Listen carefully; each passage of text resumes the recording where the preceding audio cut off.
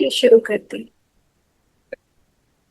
ओम श्री परमात्मने नमः। ओम श्री गुरुवे नमः। हरे कृष्ण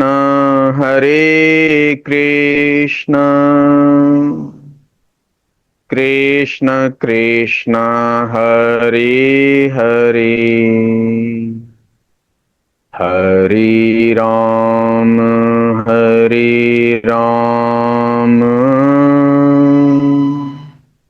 राम राम हरे हरे। श्लोक 13 एंड 14। ततः शंखाश्च भैर्यश्च पणवानक गोमुखः सहसैवाभयः हन्यन्त सशब्दस्तु मूलोऽभवत्। ततः श्वेतैर्हयैर्युक्ते महती सयन्दने स्थितौ माधवः पाण्डवश्चैव दिव्यो शङ्खो प्रधग्मतुः। ततः शङ्खाश्च भैर्यश्च पणवानक गोमुखः सहसैवाभयहन्यन्त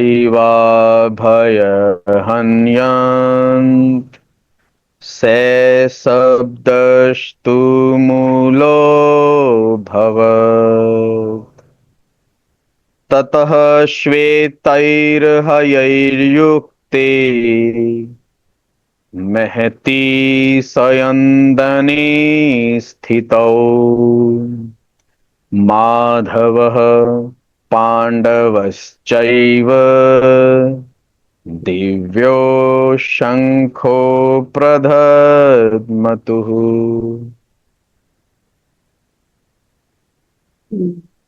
थैंक यू राजेश जी, बहुत सुंदर। गीता को गाया जाना चाहिए, ये हम पहले श्लोक से पहले कि भगवत गीता को गाया जाए और गायन के माध्यम से अपने भीतर उतारा जाए। तो ये जो 13वां जो श्लोक है, इसमें और भी जो अलग अलग तरह के जैसे नगाड़े, ढोल, शंख के साथ साथ अलग अलग तरह के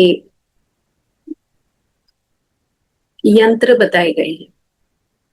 जैसे कि 12वें श्लोक में था कि भीष्म ने शंखनाद किया, और हमें याद होगा कि जब एक योगी साधना के लिए आगे बढ़ता है तो जो प्राण है, हमारा जो सांस है, वो ब्रेथलेसनेस के बारे में बताया कि वो छोटा होने लगता है और साधना में शुरू शुरू में हर्डल आती है।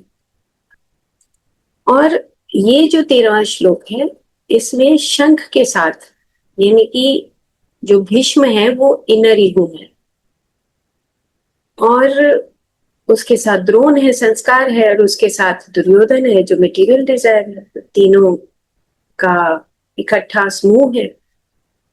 अब उसके साथ जो दूसरी सेना है, सेनापति है, उनके भी कुछ कुछ शब्द अंदर सुनाई देते हैं। तो यहाँ पर जैसे शंख, उसके बाद फिर भैर्यश्च जैसे नगाड़े, फिर पनवानक यानी कि ढोल और मृदंग, और गोमुख तुरही।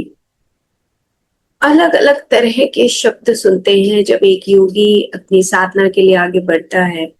तो मन और मन की इंद्रियों की जो प्रवृत्तियां हैं वो अलग अलग तरीके से हमें डिस्टर्ब करती हैं, अलग अलग अंदर से डिस्टर्बेंसेस, जो डिस्टर्ब वाइब्रेशंस हैं वो हमें महसूस होती है।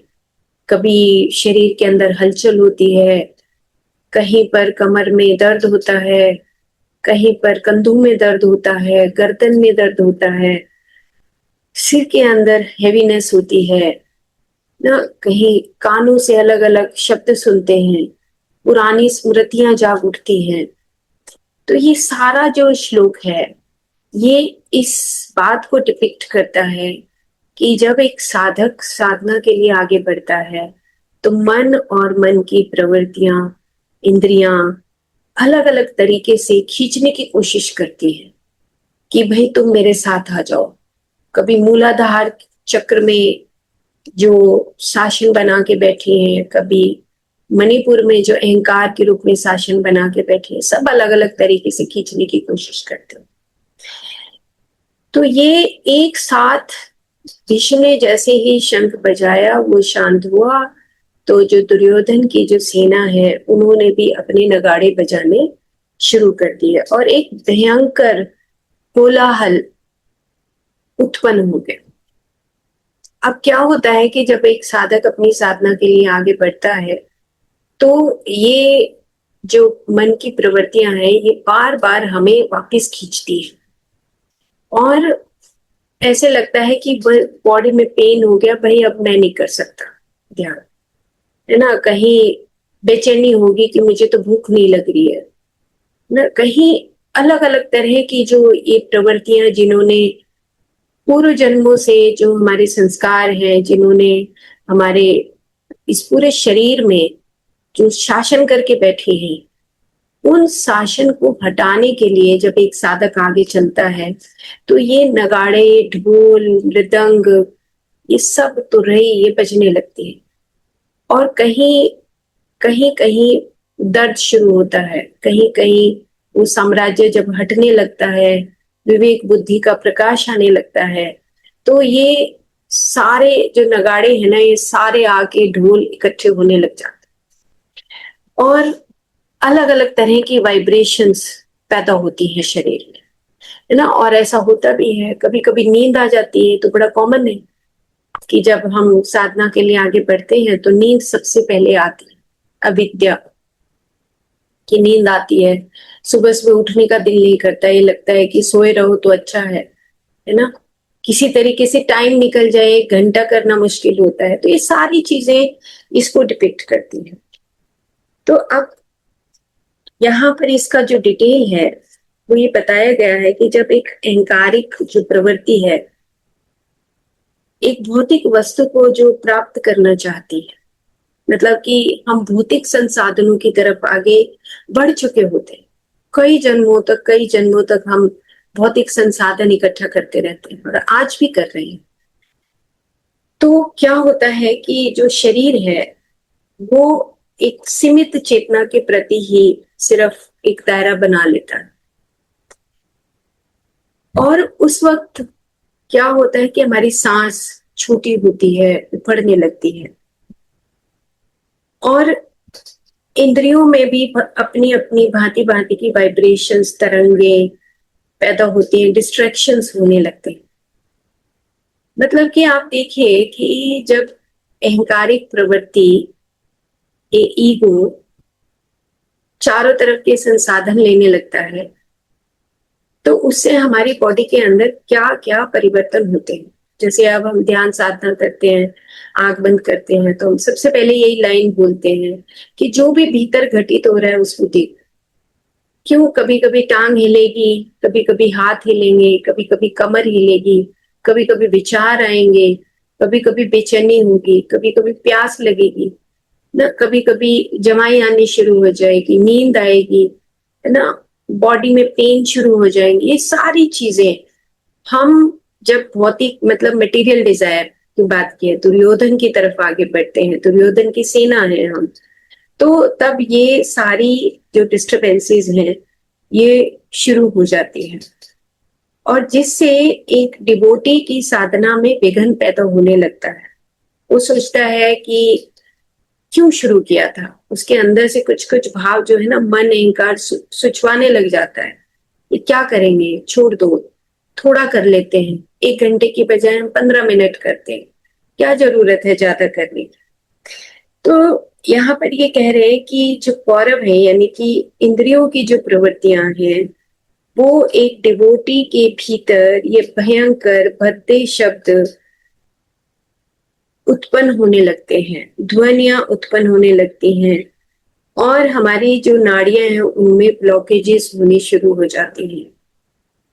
और वो जो ब्लॉकेजेस हैं वो शुरू नहीं हो जाती, मतलब ब्लॉकेजेस महसूस होने शुरू हो जाती हैं कि कहीं कहीं हमें बॉडी में जो पेन आते हैं, ये हमें बताते हैं कि हम कितना भौतिकता में गहराई में पहुंच चुके हैं। तो इस युद्ध में जो फिजिकल एस्ट्रल जो वाइब्रेटरी साउंड्स हैं, वो हमें शरीर की तरफ खींचती है। जो ये नगाड़े बजते हैं, इसका मतलब ये है कि जैसे जैसे धी प्लस यान, हमें अब ये शब्द याद रखना है क्योंकि आगे हम ध्यान साधना की और बहुत सारे चैप्टर्स आने वाले हैं। तो धी प्लस यान का मतलब है कि हम अब अपने उन सूक्ष्म शरीरों की यात्रा शुरू कर रहे हैं। तो यहाँ पर फिजिकल और एस्ट्रल वाइब्रेशंस के बारे में बताया गया है। एस्ट्रल जो बॉडी होती है, यानी कि एक तरफ भौतिक शरीर हो गया, बीच में एस्ट्रल बॉडी हो गई, और एस्ट्रल बॉडी के परे हमारी स्पिरिचुअल बॉडी हो गई। हम ऐसे समझे कि भौतिक शरीर के ऊपर मन और इंद्रियों ने शासन कर रखा है, और जो एस्ट्रल बॉडी है, जो हमारी काम रूप है, हमारी जो इमोशंस आती हैं, फीलिंग्स आती हैं ना, ये जो हमारी एस्ट्रल बॉडी है, जहां पे हमारा प्राण बहता है, ये सारा एस्ट्रल बॉडी का पार्ट होता है। और उसके परे है हमारा आत्म तत्व, इनके बीच में ये एस्ट्रल बॉडी है। तो यहाँ पे ये जो वाइब्रेशंस बताई गई है, ये एस्ट्रल बॉडी के वाइब्रेशंस, यानी कि मन में अलग अलग भाव उत्पन्न होते हैं, है ना। अलग अलग भाव उत्पन्न होंगे कि बॉडी में पेन हो रहा है, मैं लेट ही जाता हूँ, क्या करूंगा। ध्यान तो लेट के भी हो सकता है, मतलब मन अलग अलग तरीके से ना हमें बहकाने की कोशिश करता है। तो हम वो धी प्लस यान, हम उस ऊपर के शरीरों की यात्रा करने में अभी वंचित हो जाते हैं। तो जो हमारी ये एस्ट्रल वाइब्रेशंस है, यानी कि जो नगाड़े ढोल मृदंग बजते हैं, ये हमें शरीर की तरफ फिर खींचते हैं ना, शरीर की तरफ खींचना शुरू हो जाते हैं। लेकिन अगर एक साधक इससे टक्कर ले लेता है, तो यही एस्ट्रल बॉडी के अंदर ये जो डिस्टरबेंसेस थी, यही बैलेंस होने लगती हैं। जैसे कि हम बार बार ध्यान साधना में कहते हैं कि ये हमारी सुषुम्ना है, ईड़ा है, पिंगला है ना, सहस्रार है, और ये बैलेंसिंग सिस्टम हो रहा है। हम बैलेंस करते हैं, अपने सारे सिस्टम्स को बैलेंस करने लगते हैं कि ये जो डिस्टर्ब्ड वाइब्रेशंस है, ये जो बैलेंस होती है, तो इसी में से संगीत आने लगता है। दोनों तरह की चीजें, क्योंकि इधर अविवेक बुद्धि अपना प्रकाश फैलाने लगती है, और इधर से जो एस्ट्रल बॉडी की जो डिस्टर्ब्ड वाइब्रेशन है, वो धीरे धीरे अपने बैलेंस में, संतुलन में आने लगती है। तो वो कह रहे हैं कि ये जो जो शब्द हैं, भयंकर जो शब्द है, ध्वनियां हैं, जो कि एक इनर डिस्क्रिमिनेटिव जो हमारी पावर्स हैं, जो प्राण शक्ति है, जो हमारे स्पाइनल सेंटर्स हैं, जिसके अंदर जो स्पाइनल सेंटर्स, अब हमें मूलाधार और स्वादिष्ठान, मणिपुर, अनाहत और विशुद्धि, यहाँ तक हमारे जो 5 पांडव हैं, यानी कि विवेक बुद्धि की जो शक्तियां हैं, वो जैसे जैसे एक साधक जब साधना में बैठता है तो ऑटोमेटिकली वो एक्टिवेट हो जाती है। और जैसे जैसे वो एक्टिवेट होती है, वैसे वैसे ये जो वाइब्रेशंस पैदा होती है, हमारे डिस्टरबेंसेस, उनको बैलेंस करने के लिए पूरी ताकत लगा देते हैं, पूरी ताकत झोंक देते हैं। और वो ये कहते हैं कि हम तुम्हारे साथ हैं। विवेक बुद्धि की जो सेना है, वो प्रयास करती है कि वो समाधि की अवस्था तक ले जाने का प्रयास करती है एक साधक को। तो अब दोनों तरफ की फोर्सेस हैं। अब मान लो कि कई बार हम कहते हैं कि मेडिटेशन के बाद भी हमें कोई अनुभव नहीं होता, मेडिटेशन के बाद भी हमारे बीमारियां नहीं दूर होती, मेडिटेशन के बाद भी हमारा मन शांत नहीं होता, ऐसे बहुत सारे सवाल आते हैं। तो इसका मतलब ये हुआ कि जो हमारी कौरवों की जो सेना है वो बहुत ज्यादा है अभी, और जो विवेक बुद्धि है वो अपना प्रकाश वहां तक पहुंचा नहीं पा रही। जो हमने पिछले श्लोकों में पढ़ा कि वो जो बैरियर है वो बैरियर बहुत स्ट्रांग होता है।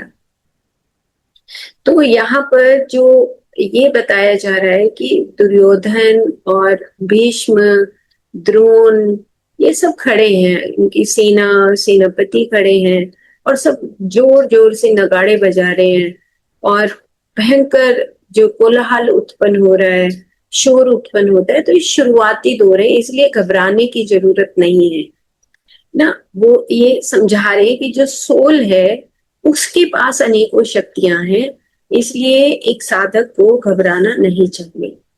तो ध्यान साधना के समय जो चेतना बाहर की दिशा में बह रही थी वह वापस अपनी किंगडम ऑफ सोल की तरफ लौटने लगती है। ये एक यहाँ पे बीच का एक टर्न दिखाया गया है कि जैसे जैसे ये भयंकर नगाड़े जिस तरीके से डिस्टरबेंस पैदा होती है हमारे अंदर, और दूसरी तरफ जो डिस्क्रिमिनेटिव फोर्सेस हैं वो अब अपनी सारी बाहर की बहती हुई ऊर्जा को भीतर की तरफ खींचने लगते हैं। तो जो बॉडी कॉन्शियसनेस है उससे हम सुपर कॉन्शियसनेस की तरफ वापस मुड़ने लगते हैं। और यही हमारा जो इंटरमीडिएट वर्ल्ड है, जो एस्ट्रल वर्ल्ड है, जहां पे वो डिस्टरबेंसेस थी, वहीं पर हमारा जो इलेक्ट्रोमैग्नेटिक सिस्टम है, हमारी जो वाइब्रेशंस है वो बैलेंस होने लगती है। यानी कि दो स्वरूप दिखा दिए, एक तरफ मनस का स्वरूप और एक तरफ आत्मा का स्वरूप। तो जो मनस है, जहाँ पे हम एस्ट्रल बॉडी और मेंटल बॉडी दोनों को अगर हम कंबाइंड देखते हैं, तो वो जो डिस्टरबेंसेस हैं जो हमारे अंदर, यहाँ पर उन्होंने साइंटिफिकली भी बताया कि जो एस्ट्रल बॉडी है, एस्ट्रल नाड़ी इसकी बात की है कि वो जो नर्व करंट्स हैं अगर वो भौतिकता की तरफ ज्यादा जाते हैं तो इट मीन्स कि हमारी मन की प्रवृत्तियां बहुत हावी हैं।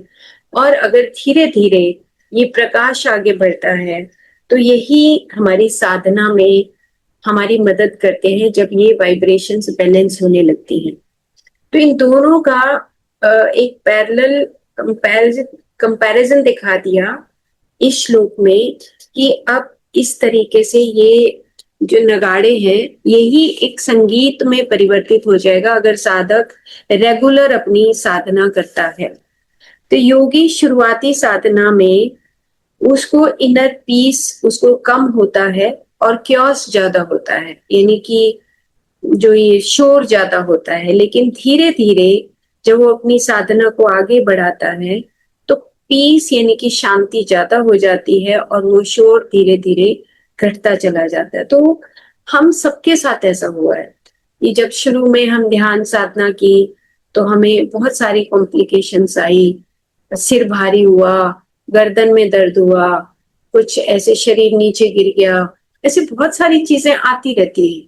लेकिन हमें घबराने की जरूरत नहीं है ना। तो ये बॉडी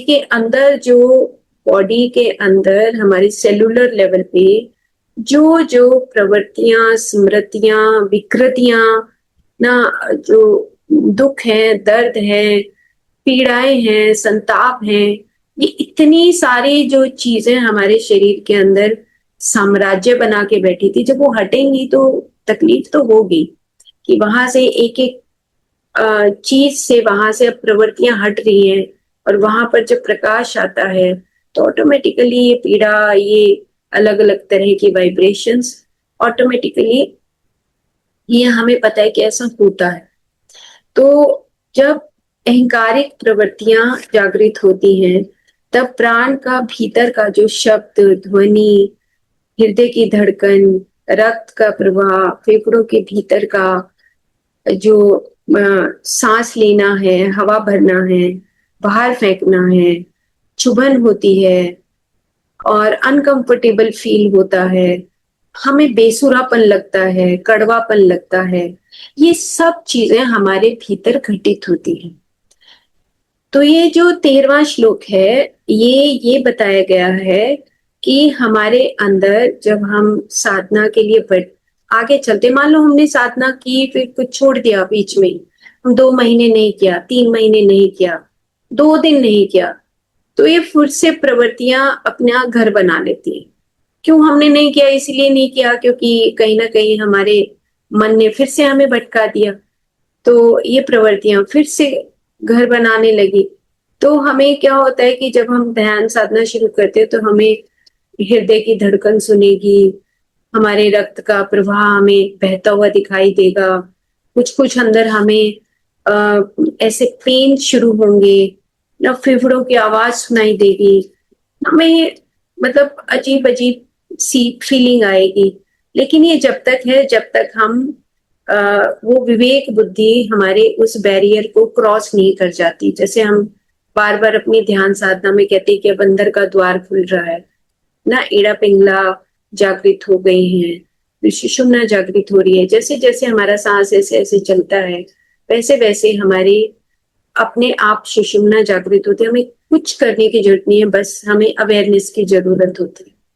और फिर धीरे धीरे जैसे जैसे सुषुम्ना जागृत होती है वैसे वैसे फिर अंदर के दरवाजे खुलने लगते हैं। और जैसे जैसे अंदर के दरवाजे खुलते हैं, जैसे अर्जुन का बोला है कि ये प्राण अग्नि है ना, फायर है, क्योंकि वो मणिपुर चक्र पर अर्जुन का स्थान है। तो ये जो प्राण अग्नि है धीरे धीरे वो अंदर की तरफ जाने लगती है। तो हमारी जो चित्रा नाड़ी है, वज्रा नाड़ी, वो एक्टिवेट होती है। तो जहां जहां हमारी ब्लॉकेजेस हैं पूरी 72,000 नाड़ियों में, जहां जहां ब्लॉकेज है, ये सब सेनापति घर करके बैठे हैं, इन सब के पास पहुंचती है कि अब तुम्हें यहाँ पे तुम्हारा साम्राज्य खत्म हो रहा है, तुम हट जाओ यहाँ से।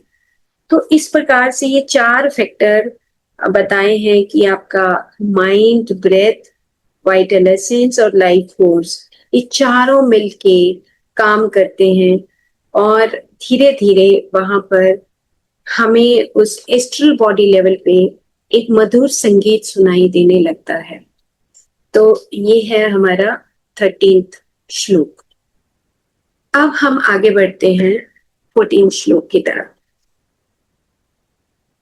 तो अब हम इसको 12वां और जो 13वां श्लोक है वो शंख और अलग अलग वाइब्रेशंस का है। अब हम 14वें श्लोक की तरफ बढ़ते हैं। तो उसमें यहाँ पर जो पहली लाइन है श्लोक की, उसमें बताया गया है कि जो श्वेत और जो अश्व है, सफेद घोड़े और रथ, भव्य जो रथ है, उसके ऊपर माधव और अर्जुन विराजमान है, वहां पर खड़े हैं। अब जो श्वेत रथ है, जो श्वेत घोड़े हैं, सॉरी, ये प्रकाश है, एक तरीके से प्रकाश की किरणें हैं। और जो एक पिक्चर हमने देखी थी पावर पॉइंट में कि चारों तरफ एक गोल्डन सर्कल है और उस गोल्डन सर्कल के बीच में वाइट है पूरा, और बीच में एक ब्लू कलर का डॉट है ना, वो जो सेंटर है। वो पिक्चर देखी थी कल, फिर उसको देखेंगे। तो वो जो डॉट है वहां से वो प्रकाश ऐसे ऐसे करके फैल रहा है। तो इसी तरीके से यहाँ पर इस श्लोक में ये बताया गया है कि अब इधर का जो साउंड था, वाइब्रेशंस थी भीष्म की और जो दुर्योधन और उसकी सेना की, अब इधर माधव और अर्जुन और उनकी सेना भी अपना संगीत बजा रहे हैं। तो वो जो संगीत है उसकी बात यहाँ पर बताई गई है कि एक तरफ वो भयंकर जो कोलाहल है, शोर है, हम इस चीज को डिसाइड करें, फैसला करें अपने अंदर कि जब मन और मन की प्रवृत्तियां उलझती हैं तो हमारे अंदर जो एक सत्य का पाथ है ना, सीधा, वो टेढ़ा होने लगता है, बिल्कुल बिखर जाता है। अपने मन के अनुसार जो भी हम करते हैं तो पाथ टेढ़ा मेढ़ा होता है तो हमारी वाइब्रेशंस भी बिल्कुल बैलेंस नहीं होती, हम उस सुर में रहते ही नहीं, बेसुरे हो जाते हैं। तो जो ये भगवत गीता है, इसका संगीत का मतलब ये बताया गया है कि जो भी आपके मुंह से जो शब्द निकलते हैं वो एक तरीके के संगीत है। वो संगीत की बात नहीं है जहाँ पे हम गाना गाते हैं, वो संगीत की बात नहीं हो रही है। यहाँ पर सेलेस्टियल सॉन्ग की बात हो रही है कि जो भी आपका शब्द है, जो भी आपका सत्य के प्रति, धर्म के प्रति, जो भी आप अंदर सोचते हैं, जो बाहर निकालते हैं, वो एक संगीत है, वो एक गीता है, भगवत गीता, सेलेस्टियल सॉन्ग। अब मान लो हमने झूठ बोला, हमने कुछ ड्रामा किया, हमने अंदर कुछ ड्रामा कर रहे हैं, सुपरफिशियली बड़ा अच्छा बनने की कोशिश करते हैं, तो फिर वो हम गीता से, भगवत गीता से, हम ज्ञान से, धर्म से बहुत दूर चले जाते हैं। और बहुत दूर जाने का मतलब ये हुआ कि मन का साम्राज्य स्थापित हो जाता है और ये फिर पैटर्न बन जाता है, संस्कार बन जाते हैं। फिर से वापस उस संगीत को प्राप्त करने के लिए बहुत ताकत लगती है। तो ये जो 14 श्लोक है, ये बताया है कि पांडवों की सेना के बीच में जो सफेद घोड़े, श्वेत अश्व वहां पर खड़े हैं और दिव्य भव्य रथ है और उस पर माधव और अर्जुन अपने अपने शंख बजा रहे हैं, यानी कि संगीत उत्पन्न हो रहा है। एक तरफ कोलाहल है और एक तरफ संगीत उत्पन्न होता है। अब हम इसको विस्तार से देखते हैं कि क्या हो।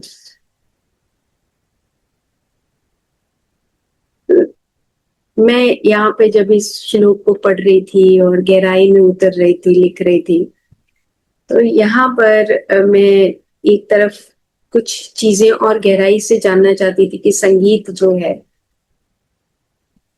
वो मतलब एक इश्क के भांति है।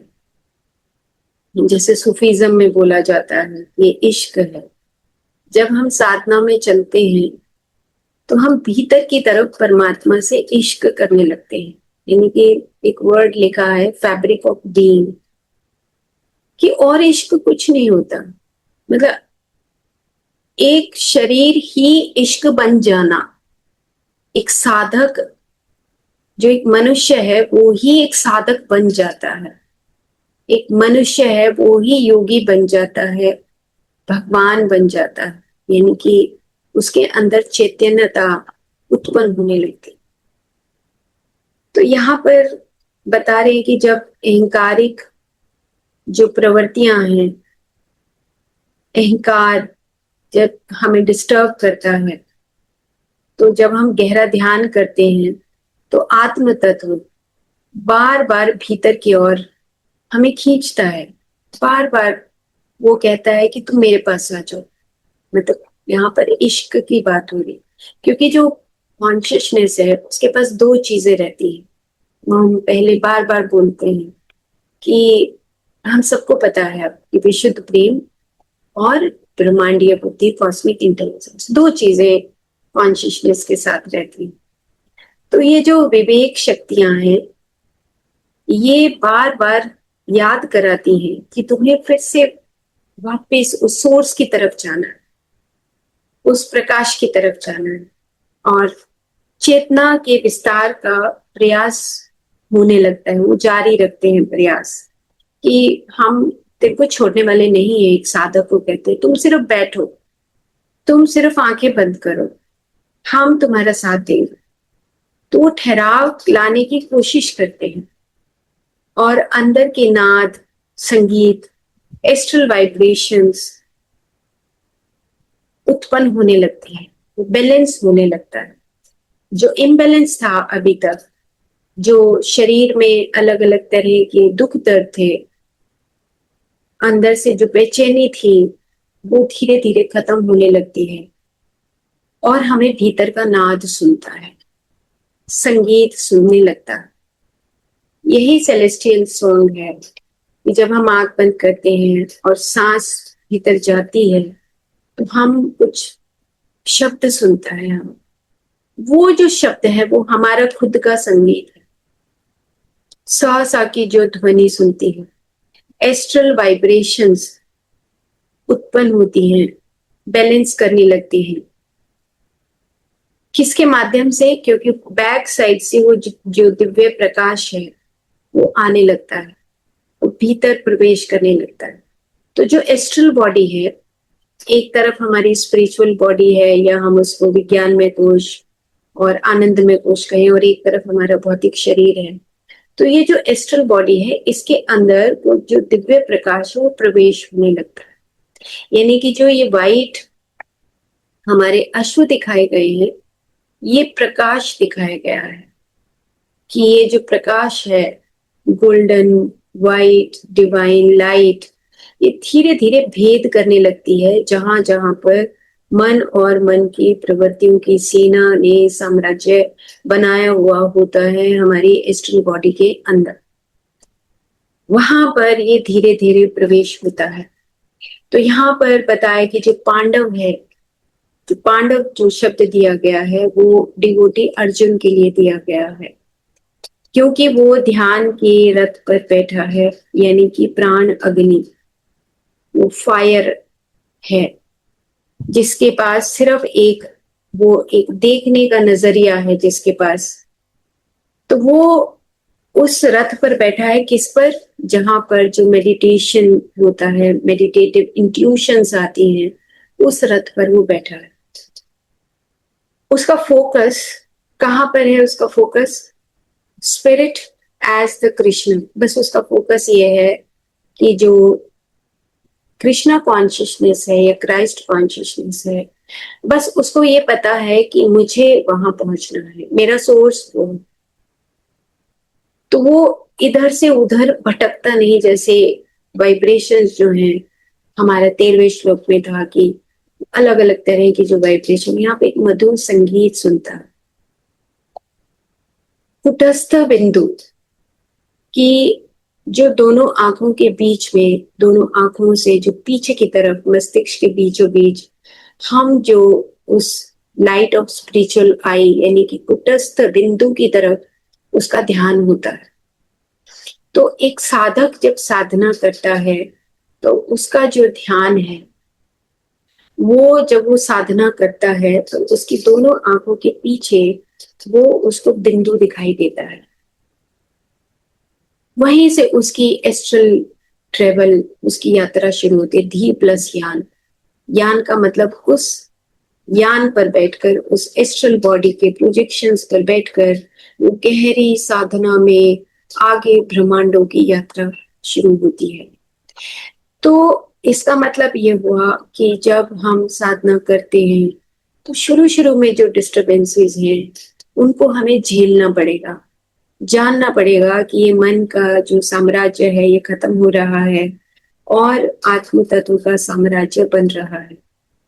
तो ये जो पीछे का जो स्पाइनल सेंटर्स है, यहाँ पर भी वाइब्रेशंस होती हैं और हमें अलग अलग तरह की जो ध्वनियां हैं जो डिस्टर्ब करती हैं वो अब आपस में बैलेंस करने लगती हैं। कि मूलाधार से स्वादिष्ठान, स्वादिष्ठान से मणिपुर, अनाहत, विशुद्धि, आज्ञा चक्र और सहस्रार तक उनका अलाइनमेंट शुरू हो जाता है और अपनी एक मधुर ध्वनि उत्पन्न होने लगती है। तो शुरू शुरू की साधना में जो डिवोटी है उसको भीतर की ध्वनियां सुनती हैं, और जैसे कि अभी पहले श्लोक में भी बताया कि हार्ट बीट सुनेगी, ऐसे लगेगा डिस्टरबेंस हो गई, और उसके बाद फिर से उसको हार्ट बीट बैलेंस भी लगने लगती है। यानी कि दोनों तरफ की बातें यहाँ पे बताई हैं।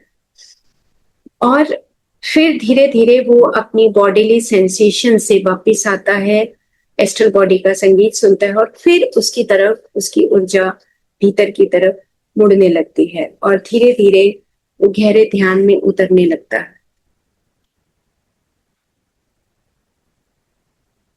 एस्ट्रल म्यूजिक सुनाई देता है और डिवाइन कॉन्शियसनेस की तरफ जब वो जाने लगता है तो उसको वो प्रकाश दिखता है, धीमा धीमा प्रकाश दिखता है और फिर धीरे धीरे वो एक वाइट और गोल्डन कलर के प्रकाश में परिवर्तित हो जाता है।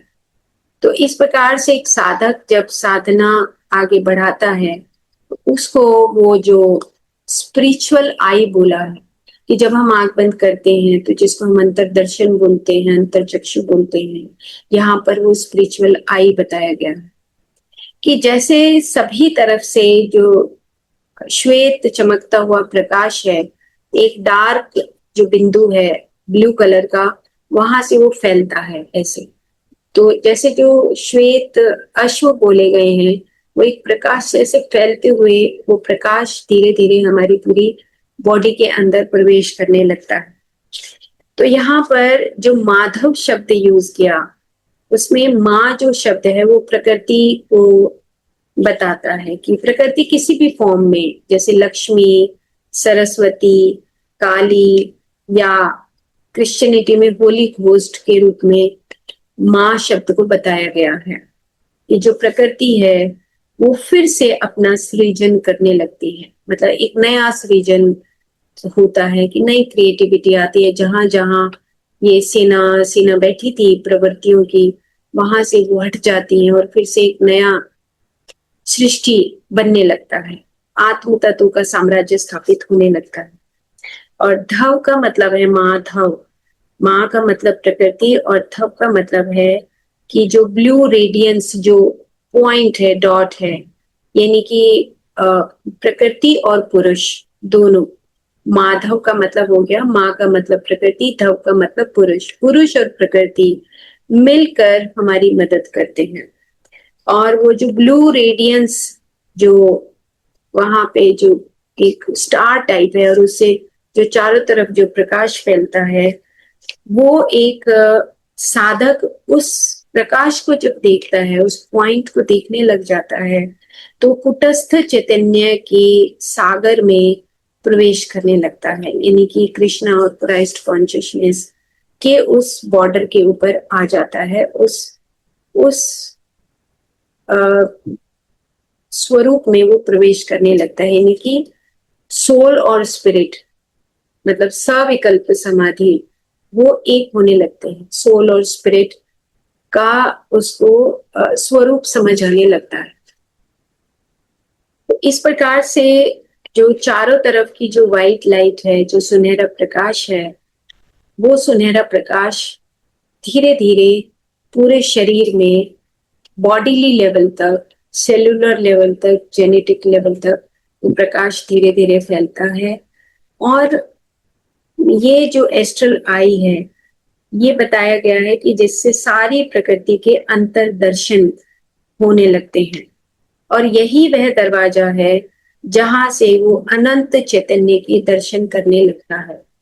यानी कि पहले सविकल्प समाधि और उसके बाद निर्विकल्प समाधि।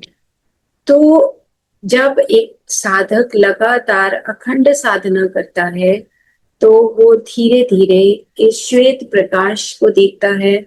उसके बाद फिर उस प्रकाश के बाद वो जो एक आंख है, वो जो स्पिरिचुअल आई है, उसके अंदर वो प्रवेश, यानी कि दरवाजा खुलता है, और उस दरवाजे के खुलने के बाद वो भीतर प्रवेश कर जाता है, तो उसको पूरा ब्रह्मांड के दर्शन होने लग जाते हैं।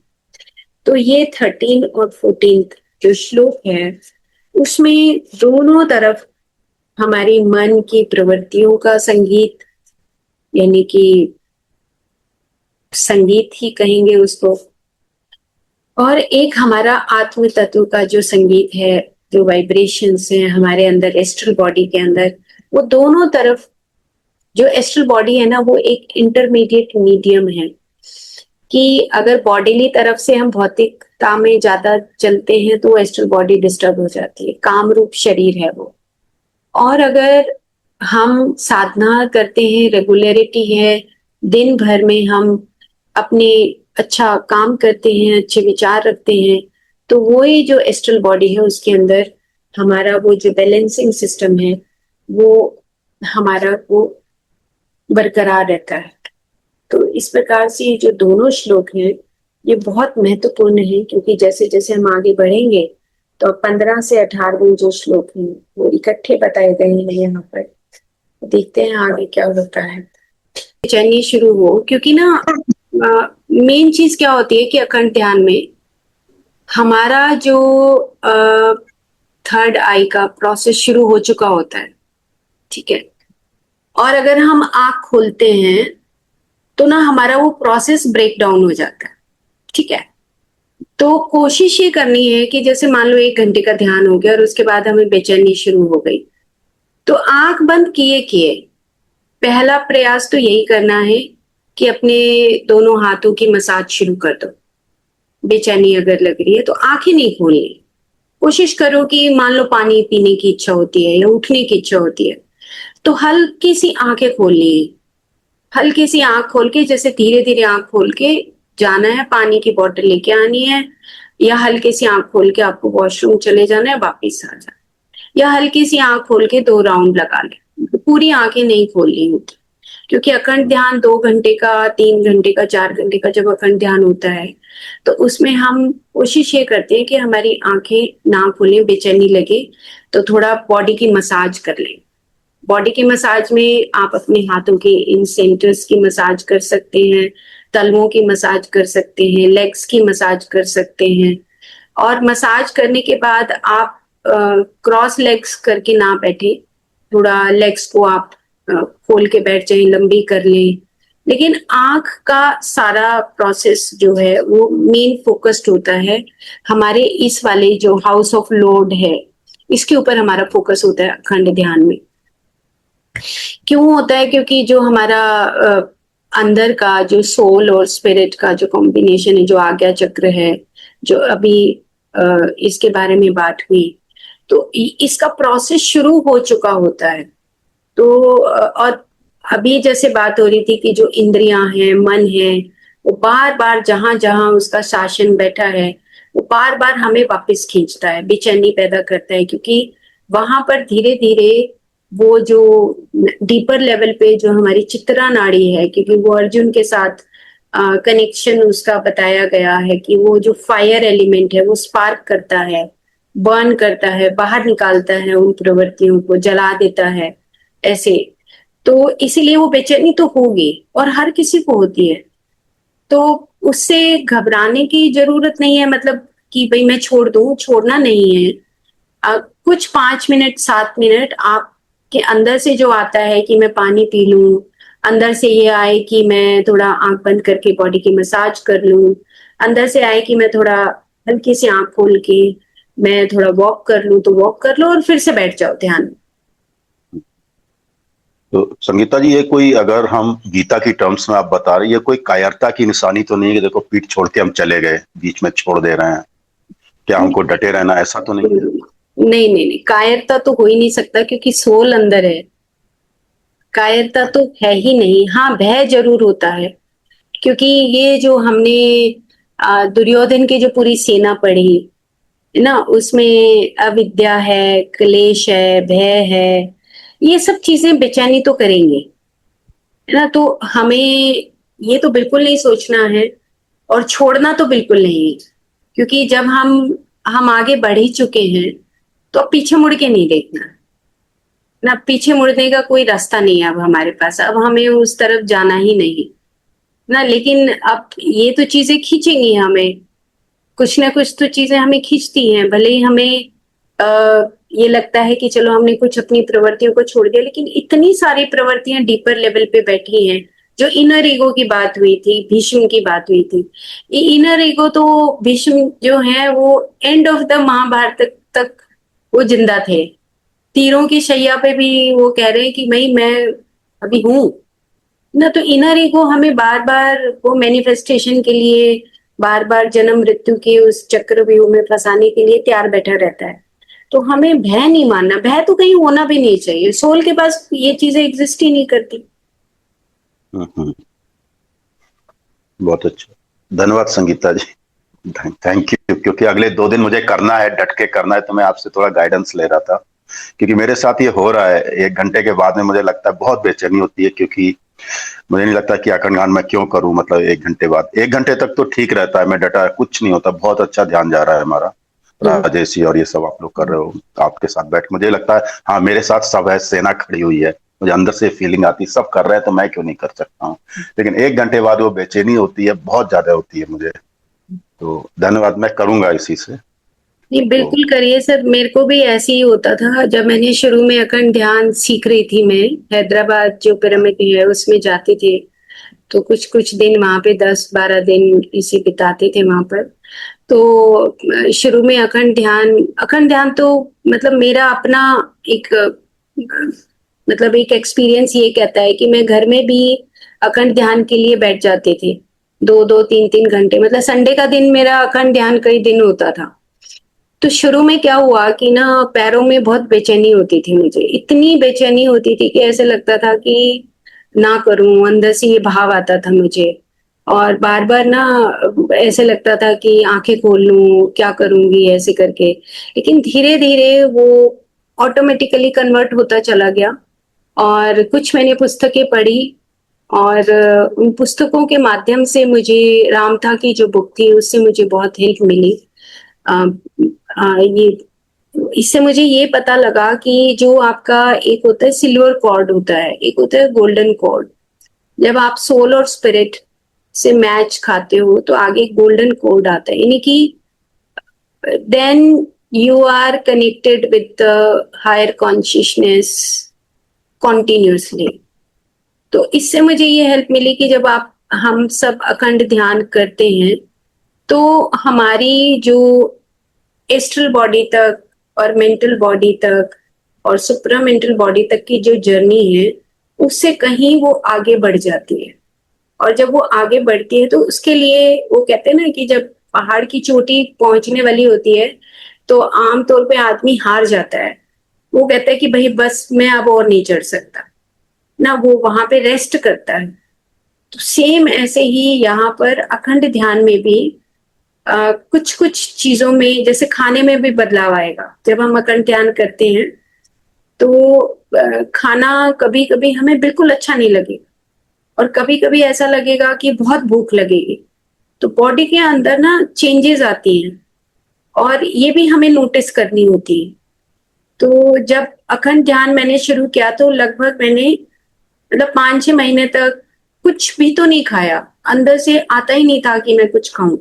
रोटी और अचार बस, और कुछ नहीं, या थोड़े बहुत 3-4 बादाम ऐसे खा लेती थी। तो 5-6 महीने तक ये प्रोसेस है। तो अदरवाइज तो इंसान डर जाए अगर अखंड ध्यान में ऐसा होता है। लेकिन ये पुस्तकों ने मेरी इतनी मदद की, और जो एक्सपीरियंस मास्टर्स थे जो अखंड ध्यान करते थे उनके साथ डिस्कशन से मुझे ये प्रेरणा मिली कि अखंड ध्यान लगभग 4 घंटे का 5 घंटे का ध्यान जो करता है उसके बाद उसकी जो ये निर्विकल्प समाधि या थर्ड आई का एक्टिवेशन, या मतलब हम इसको ज्यादा डिफिकल्ट वे में ना समझे कि हम उस पूरे ब्रह्मांड के तत्वों को अच्छे तरीके से समझने लगते हैं और हमारी जो पुरानी प्रवृत्तियां होती हैं वो ऑटोमेटिकली खत्म होने लगती है। और ये चेंज देखा भी, अपने अंदर भी देखा, और किस प्रकार से हम आम जो दुनिया होती है उससे हम किस तरीके से अलग हो जाते हैं। ये भी मतलब एक योगी बनने का जो पूरा परंपरा है वो अखंड ध्यान से आता है। तो बेसिकली एक प्रोसेस है संगीता जी, ये तो धीरे धीरे आएगा। तो ये मुझे पूरा- लगता है कि अगर मैं शायद ऐसा तो नहीं है, थोड़ा ये ध्यान अगर हम इसको थोड़ा एफर्टलेस हो जाता होगा थोड़े टाइम के बाद में, अगर एफर्ट करते हैं जब भी हमको हो रही है, अगर एफर्टलेस हो गया तो शायद ये फिर ऑटोमेटिक। आप 4 घंटे तो मेरे लिए सोचना भी बहुत मुश्किल है, 4 घंटे तक भी आपको पता नहीं लगता था। तो क्या वो स्टेज हमारी आएगी कभी? 100% आएगी। देखो ये रेजोनेंस जो शब्द है ना, मतलब हम रेजोनेट करने लगते हैं। जैसे 1 घंटे में रेजोनेंस हमारा पूरा कनेक्ट हो जाता है। मतलब फिजिकल बॉडी का रेजोनेंस, फिर हमारा वाइटल बॉडी का रेजोनेंस, मेंटल बॉडी का रेजोनेंस, सुप्रा मेंटल बॉडी का रेजोनेंस, ये रेजोनेट होने लगते हैं। लेकिन जैसे ही अखंड ध्यान आया, 2 घंटे का ध्यान आया, तो 2 घंटे के ध्यान में हम क्या करते हैं कि वो रेजोनेंस फील नहीं होता हमें, है ना। तो वो रेजोनेट करने लगेंगे 2 घंटे के ध्यान में ही। फिर धीरे धीरे हम 2.5 घंटे का ध्यान करेंगे, फिर 3 घंटे का ध्यान जो रात्रि का जो चौथा पहर है 3 से 6 का टाइम है, कभी कभी करेंगे उसको भी। तो लेकिन 2 घंटे का 2.5 घंटे का जो ध्यान है वो रेजोनेंस में आ जाएगा। फिर हम उस आनंदमय कोश से परे जाने का वो धी प्लस यान वाला है कि हम उसकी यात्रा करने लगते हैं।